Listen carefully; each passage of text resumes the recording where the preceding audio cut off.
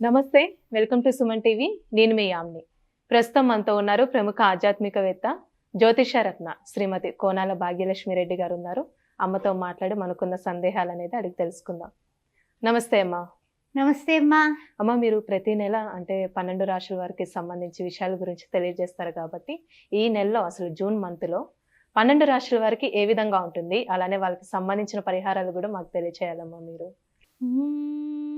గణానాం త్వా గణపతికం భవామహే కవిం కవీనాముపమస్రవస్రవం జ్యేష్ఠరాజం బ్రహ్మణస్పద ఆనశృణ్వన్నోతిభిः सीदसाधनं प्रणो देवी सरस्वती वाजेभिर्वाजिनीवती दीनामवित्रेवतु गणेशाय नमः सरस्वत्यै नमः श्रीगुरुभ्यो नमः हरिः ओं ओं श्रीमात्रे नमः ఓం గణపతే నమః.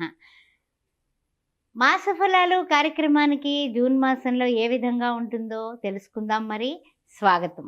అయితే 1వ తారీఖున వృషభంలోకి బుధగ్రహ సంచారం నడుస్తుంది. ఈ మాసంలో 2వ తారీఖున కుజుడు మేషంలోకి సంచారం చేయబోతున్నాడు. 13వ తారీఖున శుక్రుడు మిథున రాశిలోకి, 15వ తారీఖున చూసినట్లయితే రవి మిథునంలోకి కూడా ప్రవేశం చేయబోతున్నారు.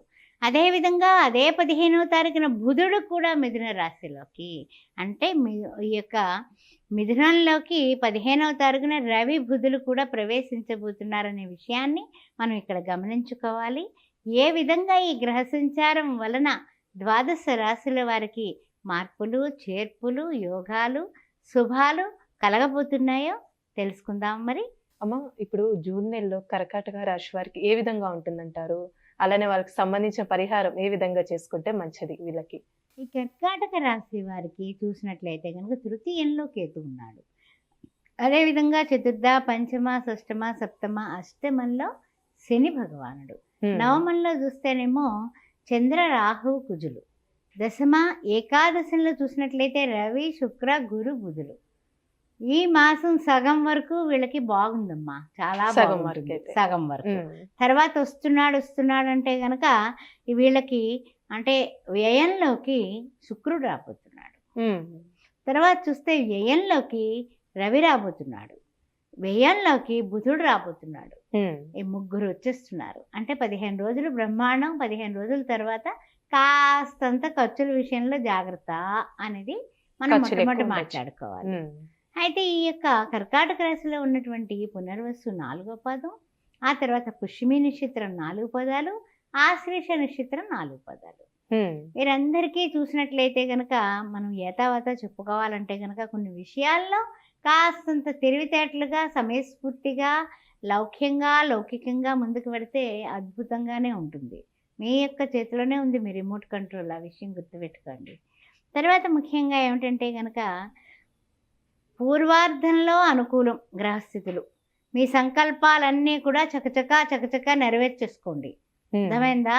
మీకు 15వ తారీఖు వస్తుల్లోకి అన్నీ చక్కబెట్టుకోండి. ఇంటికి వచ్చిన చుట్టాలందరికీ భోజనాలు, బట్టలు పెట్టడం, పెళ్ళింట్లో ఎలా అయితే చక్కబెడతారో అలా చక్కబెట్టేసుకోండి. 15 తర్వాత చిన్న పరీక్షాకాలం ఉంది, ఆ విషయం గుర్తుపెట్టుకోండి. తర్వాత ముఖ్యంగా ఏంటంటే కనుక వృత్తి ఉద్యోగాల్లో ఉన్న వాళ్ళందరికీ కూడానమ్మా అనుకూలంగా ఉంది పరిస్థితి. వృత్తుల్లో ఉన్న వాళ్ళు డాక్టర్లు కానీ, లాయర్లు కానీ ఎవరైనప్పటికీ కూడా అనుకూలంగానే ఉంది పరిస్థితి. అయితే ఏంటంటే కనుక గురు దృష్టి కూడా వీళ్ళకి ఉంది. అంటే 3వ దృష్టితో ఆయన చూస్తున్నాడు గురువుగారు. అందువల్ల రాశికి, కర్కాటక రాశి వారికి అదృష్టం ఏంటంటే గురు దృష్టి.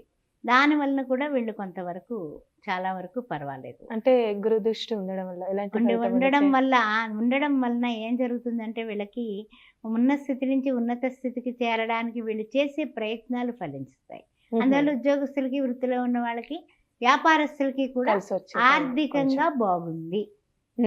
ఓకేనా?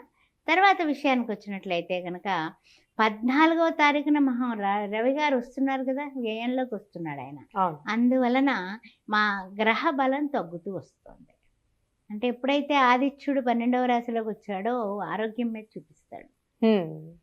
ఆరోగ్యం భాస్కరాదిచ్చేది అంటాం కదా, అందువల్ల ఆరోగ్య విషయం జాగ్రత్తగా ఉండండి.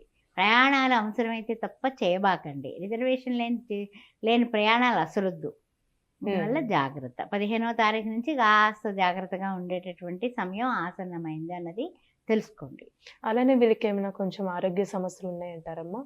ఈ జూన్ నెలలో? అనారోగ్య సమస్యలు కొంచెం ముందుకి వచ్చేలాగే ఉన్నాయి. అందుకని కాస్త సూర్య నమస్కారాలు చేసుకోవడం అనేది స్టార్ట్ కొంచెం మంచిది. చేసేసుకోండి. ఫస్ట్ నుంచే స్టార్ట్ చేసేసుకోండి. అప్పటికప్పుడు కన్నా ముందు ముందు జాగ్రత్త చర్య అంటాం కదా, అది చేసుకోండి. తర్వాత చూసినట్లయితే కనుక కొన్ని విషయాల్లో ఏంటంటే కనుక అవసరం అంటే ఏదైనా సరే అవసరమైతేనే కదా ప్రయత్నాలు చేస్తాము. అవును. అది అనుకూలమైతే కనుక పండగ చేసుకుంటాం. హ్మ్. అననుకూలత అయినప్పుడు బాధపడిపోతాం. అందువల్ల చంద్రమా మనస్సో జాతః.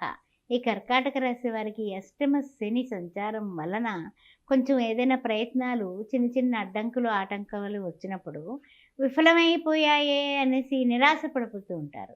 మనోధైర్యాన్ని విడిచిపెట్టవద్దు ఈ మాసం. హ్మ్. ఏంటంటే గ్రహాల యొక్క సంచారం వలన మార్పులు చేర్పులు వస్తాయి. అవును. ఆలోచనలు అంతవరకు మంచిగా సక్సెస్ అయిపోయిన ఆలోచనలు బుధుడు ఎప్పుడైతే వ్యయంలోకి వచ్చేసాడో రవితో పాటు ఆ ఆలోచనలు ఒక్కోసారి నిర్ణయాలు తీసుకుంటాం కానీ అవి సక్సెస్ అవ్వకపోతే నిరాశపడిపోతారు. హ్మ్. అందువల్ల సంకల్ప వికల్పాలకు కూడా మనస్సే కారణం కాబట్టి మనస్సుని స్థిరత్వంగా ఉంచుకోవడం అనేది కర్కాటక రాశి వారికి మరీ మరీ చెబుతూ ఉన్నాను.